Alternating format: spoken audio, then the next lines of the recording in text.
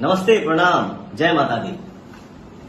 चंद्रशेखर आजाद दुर्गा पूजा समिति रांची के अध्यक्ष भाजपा नेता रमेश भैया और युवराज सुधीर भैया के सौजन्य से हम आ रहल बानी 8 तारीख के रांची में। तो आप सब भी आई जा, झूमे के बाद, झुमावे के बाद।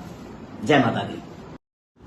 जी हाँ दोस्तों, तो जैसा कि आपने जो आगे वीडियो देखा है उसमें आपको ये साफ पता चल रहा है कि आपने पवन सिंह जी को सुना कि आज 8/10/2024, जी हाँ 8 तारीख को आज के दिन पवन सिंह जी रांची जा रहे हैं, जो कि एक चंद्रशेखर आज़ाद करके वहाँ पे कुछ फंक्शन हो रहा है उसमें जा रहे हैं।